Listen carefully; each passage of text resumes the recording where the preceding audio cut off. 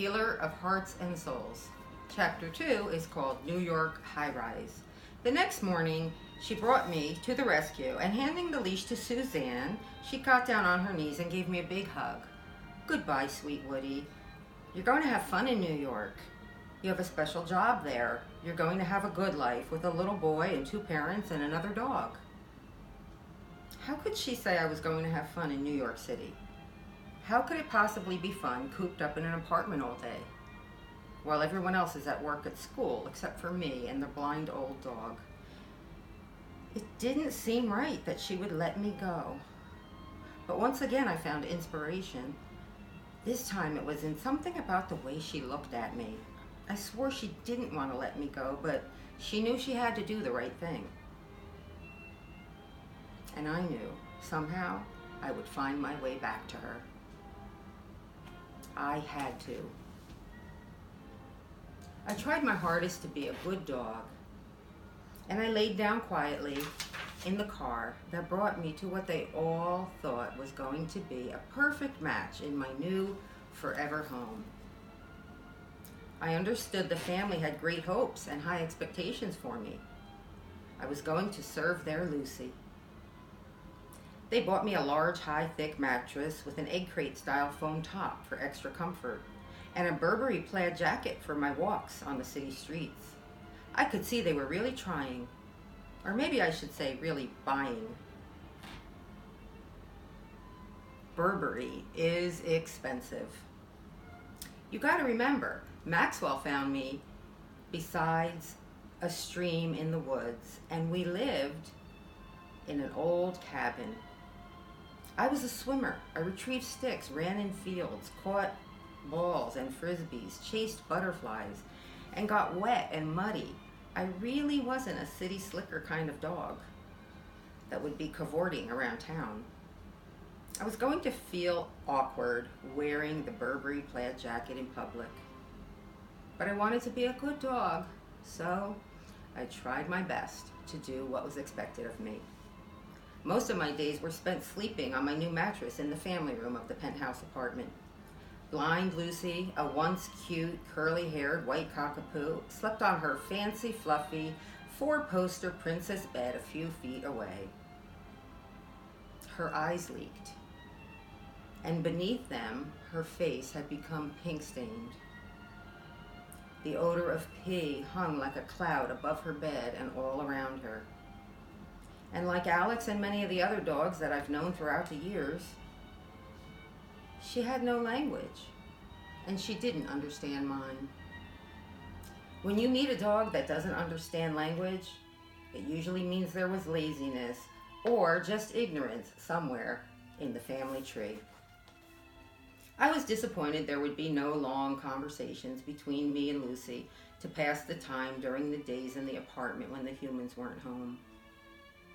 Plus, she growled at me every time she heard the jingle of my collar when I lifted my head or changed position on the mattress. She wasn't a very friendly or welcoming hostess, and I was fairly certain she didn't want me there at all. Lucy was an incessant barker. Every time the elevator doors out in the hallway opened or closed with a ding, she began to howl and bark. It was only the neighbors coming and going, and I was perturbed that Lucy had never become accustomed to it, since she'd been living in that tower with the Hartford family since she was only 10 weeks old. I felt sorry she was old and blind, but when I would lift my head to suggest she chill out a little and not make so much noise, she would just growl at me more and continue barking again. We weren't off to the best start. I'm a very clean dog and very agile. Like a cat, I lick my paws and forearms and wipe my face and head. Maxwell taught me that. I became very dexterous, and thankfully it was possible for me to do something most dogs don't know how to do. I could cover my ears with my paws. I could drown out the sound of Lucy's barking and growling while I laid on my mattress and tried to fall asleep. I hate to say it, but she seemed to be a miserable old lady, and I admit I probably would become miserable too if my entire life was spent in an apartment. I was still grieving the loss of Maxwell, but when I fell asleep during the days in the penthouse, I always dreamed about finding my way back to Madolyn. While I was asleep, drowning out the noise of Lucy's barking at the elevator sounds, I heard keys jingling in the penthouse door. I've always had very precise, selective, and discerning hearing. I could drown out Lucy's barking and the elevator dinging.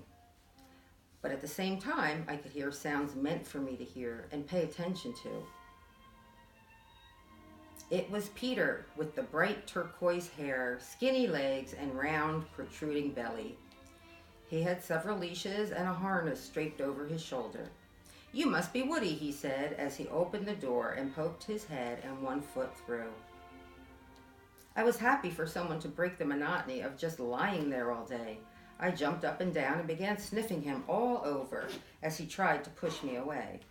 I could smell only dogs and quite a variety of breeds and mixes all over him. I couldn't tell what he ate for breakfast or dinner the night before. Unusual, because I am part hound and my nose is even better than my hearing. But the other thing I could not smell on him was the scent of the love of dogs. That was a bad sign. You might think all dog walkers love dogs, and some do, but not all of them. To some people, a dog walking job is just a way to pick up some extra cash. And Peter was paid in cash every evening. When you don't have the scent of the love of dogs on you, you don't love dogs. He pushed me away, saying, excuse me, stop getting all up in my grill. Get out of my way, Woody." He put Lucy's frou-frou pink sweater on her with the fluffy boa accents around the cuffs and clicked a thin pink leash onto her pink gem-studded collar. I complied as best I could when he put the stupid Burberry jacket on me. This was going to be embarrassing out in public. Then, grabbing the heavy leather harness from his shoulder, he said, "This one's for you because you're the new dog. I don't want you trying to get away." Putting that thing on me was just about as awkward as putting me in the Burberry. I'd never seen a dog harness before, and I didn't yet know how to climb into it. But I wanted to be a good dog, so I tried to pretend that I knew what I was doing. Then he clicked a heavy short leather lead onto the harness. "Hurry up, pups, let's get going," he said. I was thrilled to be going out for some fresh air, and I hoped he'd take us to a place I'd heard about near the art museums. I was yearning to run freely and chase balls and frisbees. "Central Park?" I asked him, but he pretended not to hear. That was too bad, because even though he didn't have the scent of the love of dogs on him, I was almost positive he understood my language. He loved dogs once, a long time ago, as all little boys do. All of them. I asked again as the elevator descended. Pretending again to not hear me reflected very poorly on him and confirmed what I already knew. Peter doesn't love dogs. To my surprise, we didn't go down to the ground floor. We got off at the 10th floor and picked up Teddy, a Chihuahua, who never stopped fidgeting, jumping, and yapping the entire time he was with us, beginning in the elevator. 2 more leashes on Peter's shoulder meant we had 2 more dogs to add to our pack. On the 4th floor, we picked up 2 Yorkies that had been freshly brushed and groomed. Like Lucy, they seemed old, but their hair was shiny and they smelled like bubble bath. They were friendly and they understood my language. Finally! Does he really walk all 5 of us at one time? And do we get to go to Central Park? Does he ever let us off leash? Yes, no, and no, Woody. He walks us all together at the same time. You'll get used to it. We all do. At first, you might get tangled up, especially with Teddy, the Mexican jumping bean. But you'll learn how to avoid him and not get tangled. And you'll learn to do your business when the rest of us do, with the whole world watching. We don't go to Central Park, and we're never allowed off-leash. They were speaking over one another like girls always seem to do, but I heard them loud and clear. All my hopes for a good run, or even a good walk, were dashed. Our walk proceeded just as they said it would, with one exception. I tried my best to not get tangled with Teddy, and I didn't. They were surprised at my agility and that I was able to manage my very first walk with them, avoiding Teddy's tangling leash. One thing about me they didn't know is I never get tangled up in anyone else's business, and I never get tangled up in another dog's leash. I was trying to be a good dog on the most disappointing outing of my life.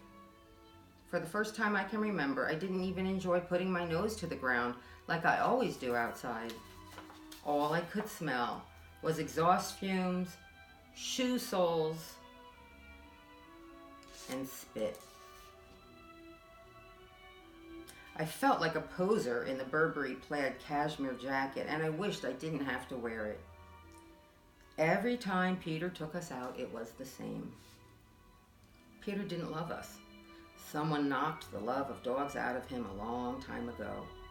Personally, I think it happened shortly before he discovered cocaine. Or was it heroin?